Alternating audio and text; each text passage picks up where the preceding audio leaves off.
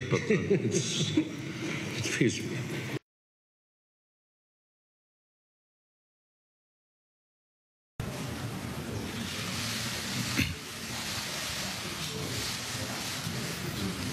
Mr. President.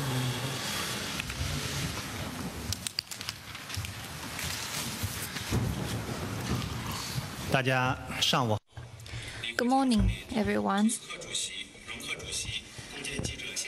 Now, the press conference begins. We will use simultaneous interpretation, and please put on your earphone. Now, I would like to give the floor to Premier Li, President Tusk, President Juncker, friends from the press.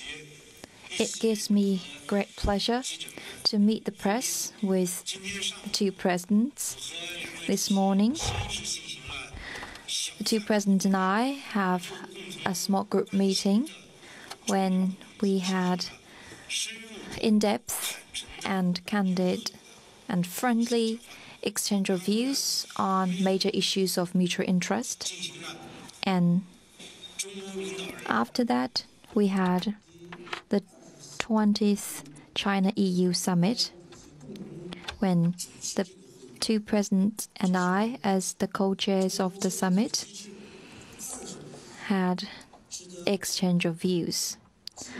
Well, this is a commemorative event as we mark the 20th anniversary of such a summit. In both the small and large group meetings, we agreed that given the complicated and fluid international landscape, it is important for China and EU to uphold multilateralism and advance the building of a multipolar world and greater democracy in international relations. This will help contribute to global peace. We also agreed to safeguard free trade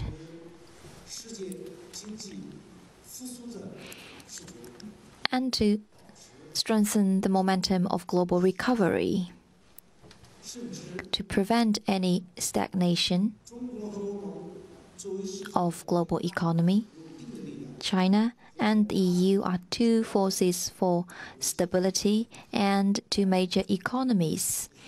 We take our strategic communication cooperation as an important agenda, and the two sides sending out a positive signal for multilateralism is a positive contribution to the world. And we want to prove through our actions for free trade that our bilateral cooperation is beneficial to multilateralism and to free trade. Indeed, in the process of globalization, there have emerged this or that kind of problems, but the trend of globalization is moving forward. And of course, in light of new problems and issues, we need to improve the governance system, including the WTO, while upholding the WTO principles and the rules-based order and free trade. We feel it is necessary to improve and reform the WTO. And China and the EU stand ready to have communication and to set up a communication mechanism. Of course, WTO and other multilateral institutions operate on consensus of multiple parties. China-EU cooperation will not replace multilateral cooperation mechanisms, and we will respectively communicate and consult with other parties concerned. In a word, by upholding the multilateral trading system, we want to achieve more open trade and more transparent and inclusive trade for non-discriminative practices, and to improve the sanctity and authority of the WTO. And in our meetings, we reaffirmed our firm support for European integration. We want to see a united and prosperous EU. And we want to have all-dimensional cooperation with the EU and EU countries and sub-regional mechanisms of the EU, and all such cooperation will contribute to prosperity of Europe. We want to see greater development of Europe and more progress in European integration. We also discussed China's cooperation with some European countries. Our cooperation follows international rules and EU laws and regulations, and our cooperation is conducted as for the purpose of contributing a positive energy to EU. And such cooperation will also help with China's efforts to uphold multilateralism. The two presidents and I agreed to enhance China-EU trade and economic cooperation and chart the course for the future growth. We believe that we need to advance the BIT negotiations now that we have exchanged the offers. It marked a new stage of our negotiations. We share the objective of concluding the agreement at an early date. We also agreed to conclude the geographical indicators agreement by October this year, and we believe that it is a piece of good news, in particular for our trade in agricultural goods. And China wants to seek a more balanced trade relations with the EU. China's door of opening up will only open wider to the outside world. Chinese government recently has taken a host of measures, including reducing tariffs and expanding market access. I just paid a visit to Germany and witnessed the signing of an agreement between a big German company and a Chinese one. It will invest 10 billion euro for sole ownership in China. And we also discussed the foreign equity cap by an European company's investment in China. The foreign company concerned will raise its share to 75%.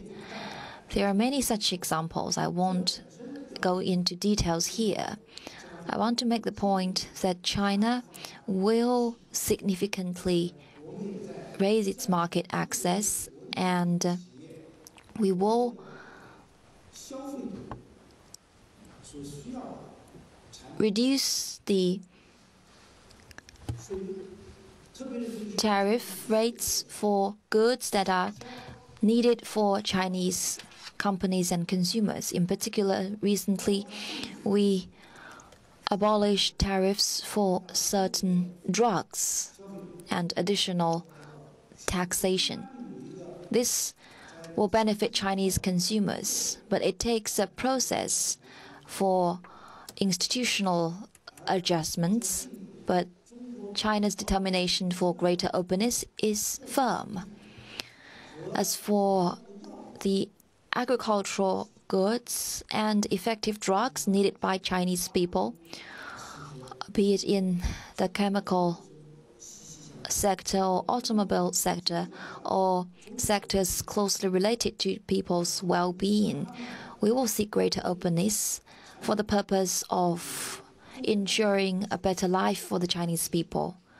This way, we will provide more choices for the consumers. We will make the market more open and transparent and provide a level playing field. And for foreign companies, European ones included, we will continue to provide a good business environment for them. Let me repeat here that as long as you register in China, you will be treated the same as Chinese companies. And we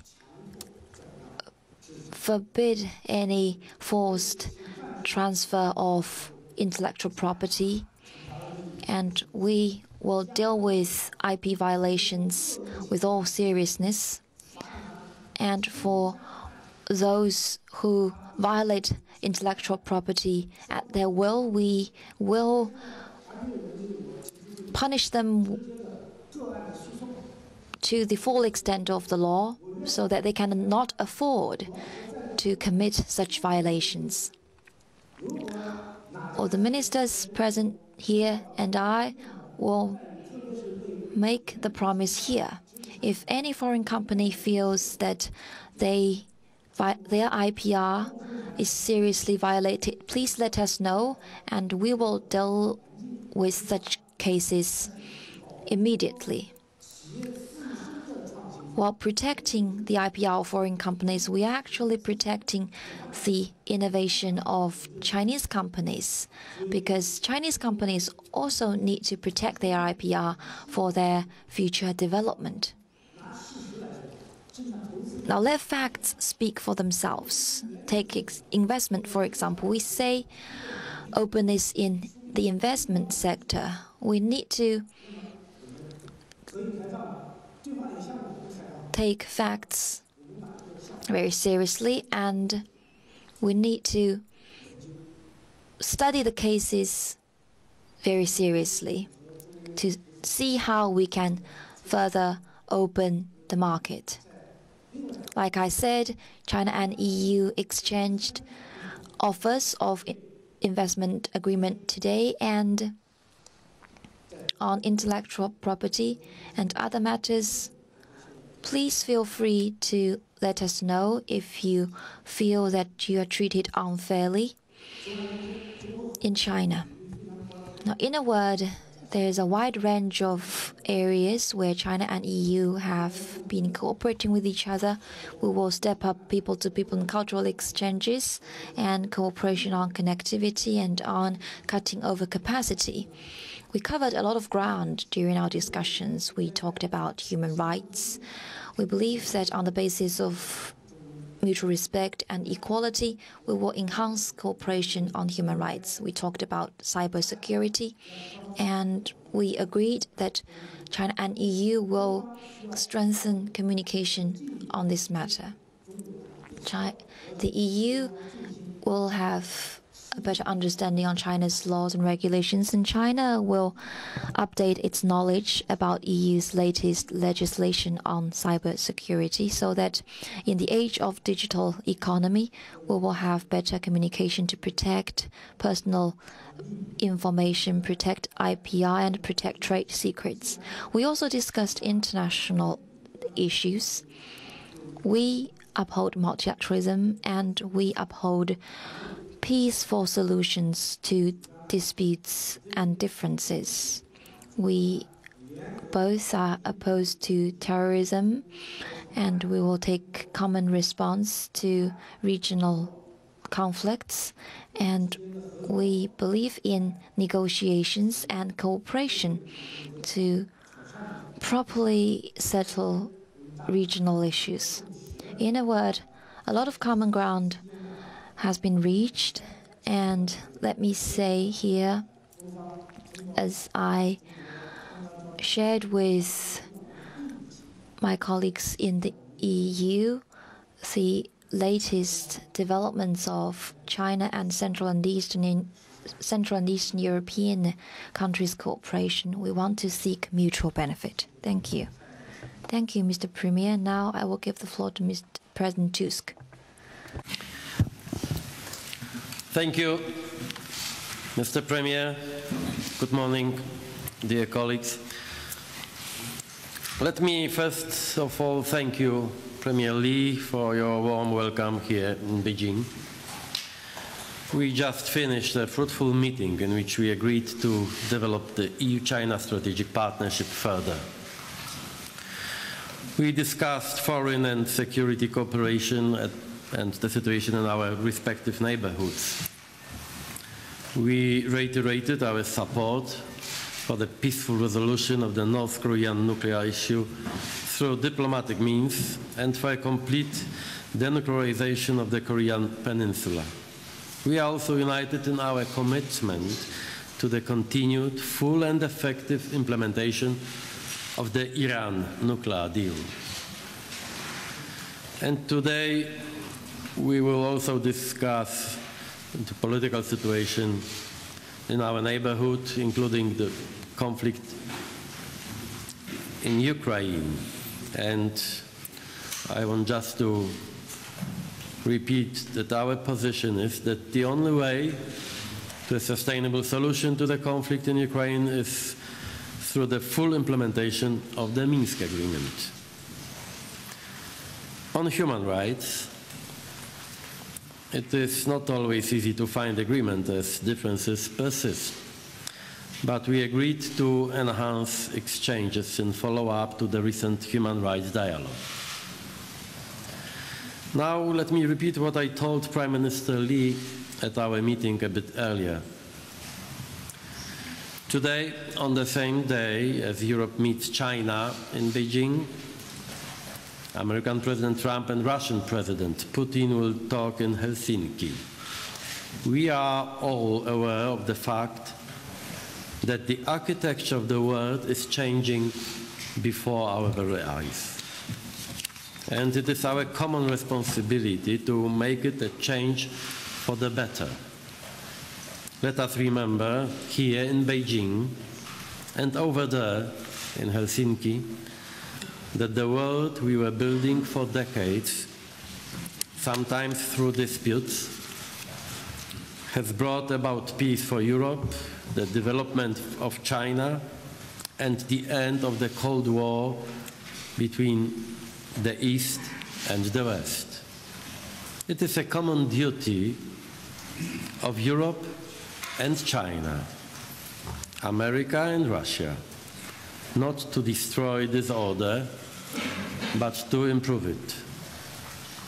Not to start trade wars, which turned into hot conflict so often in our history, but to bravely and responsibly reform the rules-based international order.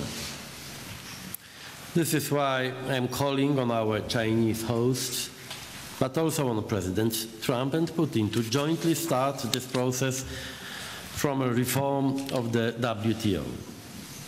There is still time to prevent conflict and chaos.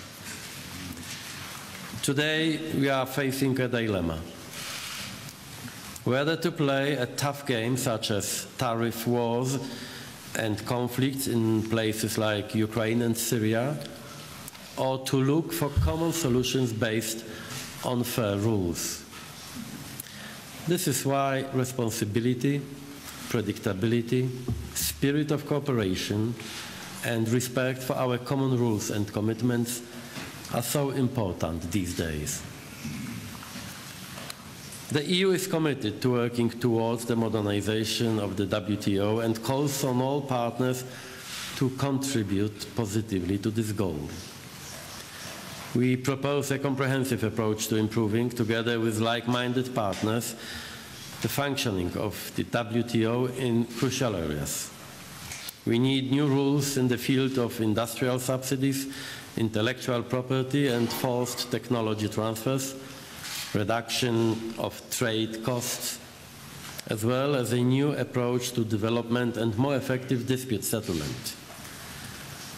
The aim of this reform should be to strengthen the WTO as an institution and to ensure a level playing field. Thank you. 谢谢图斯克主席，下面请容克主席讲话。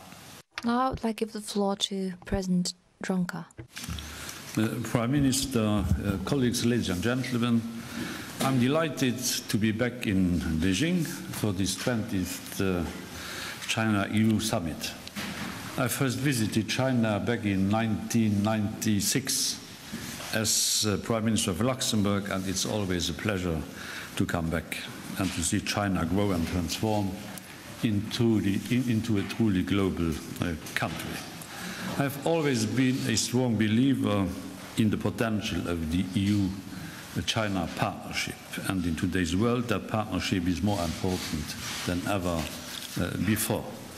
Our cooperation simply makes sense. Together we account for around a third of the global economy. Europe is China's largest trading partner, and China is Europe's second largest trading partner. The trade in goods between us is worth over 1.5 billion euro every single day. Last year alone, Europe exported 198 billion euros worth of goods and 38 billion euro in services to China. This creates jobs and growth on both sides and shows the potential of our trading partnership. But you also know that we can do much more. European foreign direct investment into China have hit a low in 2017 at around 6 billion euros. This compares to over 30 billion euros invested by China in Europe last year. This gap reflects a concern amongst our investors on the regulatory and administrative burden that foreign companies sometimes have to face in China. Europe wants to do more and to invest more in China on the basis of a level playing field and of agreed rules. But an open investment environment works when it's two-way. In that spirit, I welcome the further exchange of offers that we have made on the comprehensive agreement on investment. This is an important step, but only the first one. What we need is an agreement that fulfills our common ambition and gives investors on both sides predictable and long-term access to our respective market.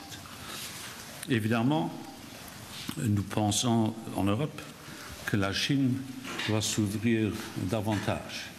Et l'exemple que le Premier ministre vient de donner, the example that the Prime Minister has just given, referring to investment, large investment by a German company, this is without any restrictions, this is a very important development. It shows that if China wishes to open up, it can do so. It knows how to open up. That is why I very much welcome the fact that both sides, China and us, have agreed to put in place a working group on reforming the World Trade Organization. It's not just a matter of setting up a working group, but we have to show that actions are more important than words.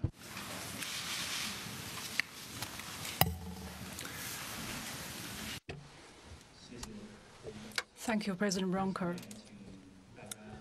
Now the floor is open for questions. The first question comes from Financial Times.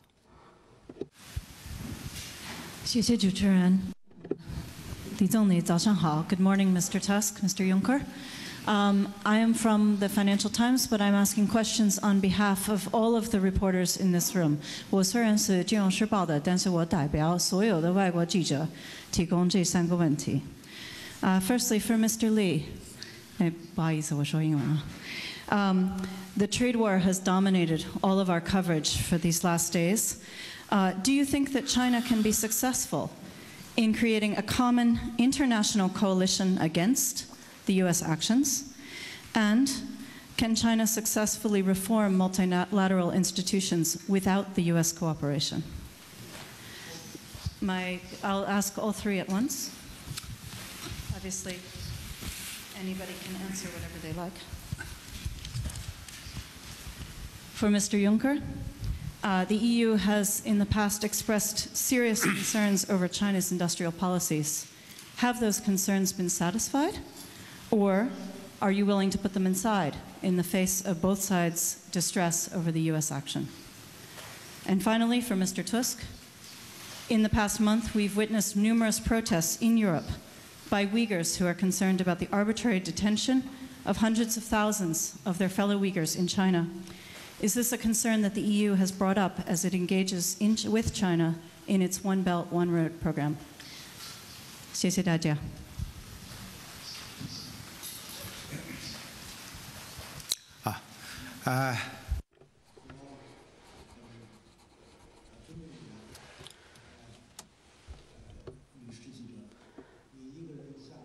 Madam Journalist, I respect you raising questions to the three of us.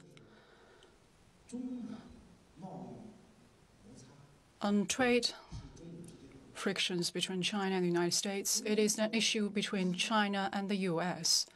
China does not want a trade war with the United States because we believe no one emerges as a winner from a trade war.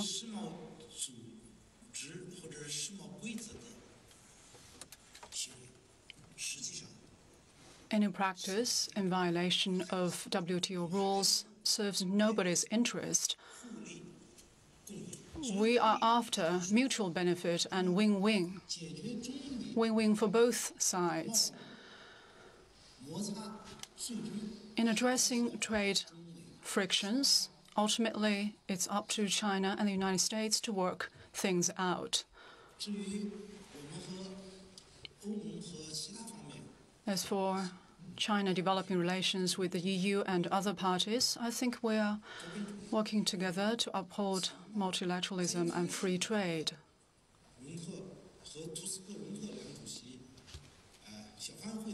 In my small group discussion with the two presidents, I already made it clear that our summit is not targeted at any third party, nor will it be affected by any third party. We are living in a multipolar world that calls for multilateralism. Our world also needs mutual understanding, mutual respect, and win-win and all-win outcomes.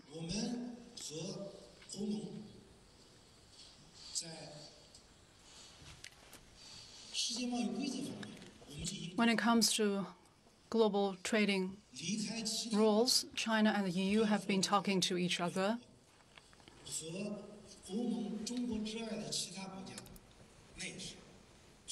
But we must discuss this issue together with other parties too, as it affects all members of the international community.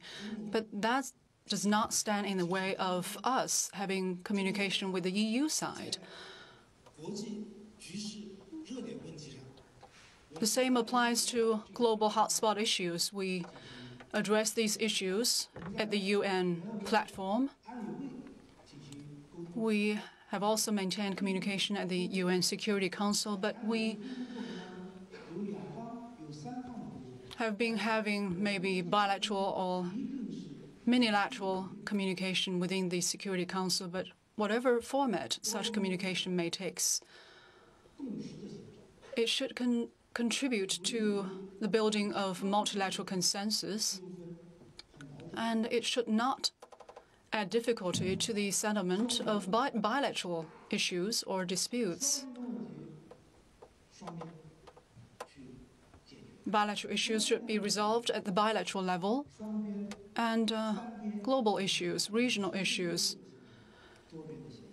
should also be addressed through building of global consensus. Thank you.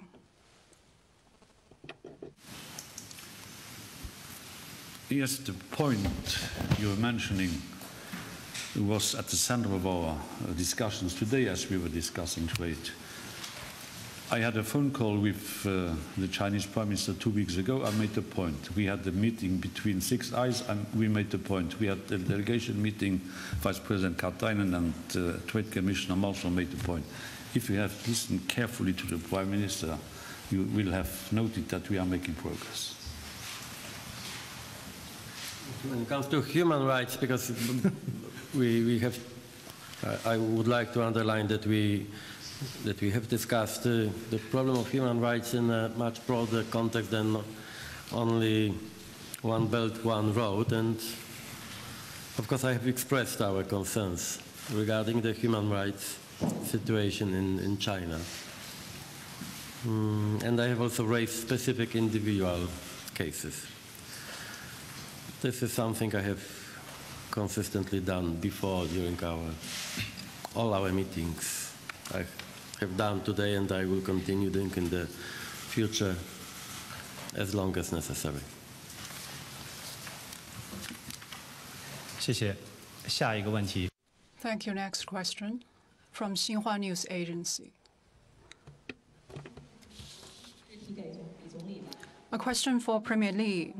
In your opening remarks, you said that the two sides exchanged offers on the BIT investment agreement, showing negotiation entering a new stage. The business communities on both sides follow the negotiation with keen interest and hope for early conclusion. What are the sticking points in the negotiation, and when do China hope for the negotiation to be concluded and the agreement reached?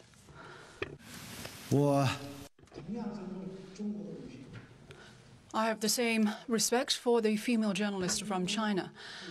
Well, talking about the BIT negotiation between the two sides, indeed, we agreed to exchange offers during the summit. That shows that our negotiations, which have been going on for 4 years, have entered a new stage involving substantive discussions. And I believe it will give a strong boost to the negotiation process.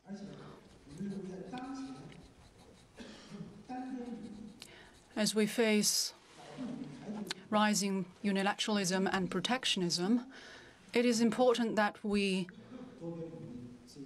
talk about how we will uphold free trade and multilateralism. We will also take concrete actions, and this exchange of offers is a specific action.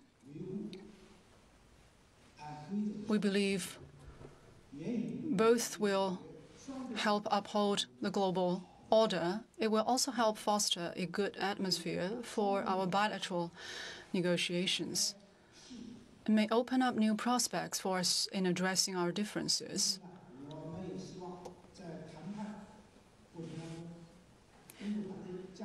In the process, we hope that the two working teams will redouble their efforts, and we also hope that we will be able to announce at an early date the launch of a joint feasibility study of China-EU FTA.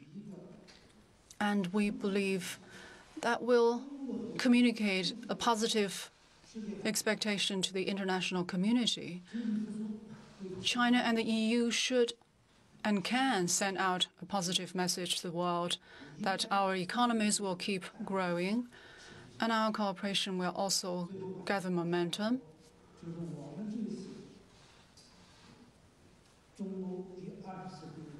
What I wish to add is that principled and specific progress has been reached at the 20th China-EU summit, and we have agreed to issue a joint statement. This joint statement, I believe, reflects the progress we have made in the past 3 years and the fact that we have been able to find solutions to the various possible differences between the two sides. It also includes our joint response and position on tackling climate change and our cooperation on clean environmental goods. This represents a tremendous market. It also means that we are doing our bit to fulfill our due share of responsibility. And these will also boost our BIT negotiation. Thank you. 我们记者会到此结束，谢谢。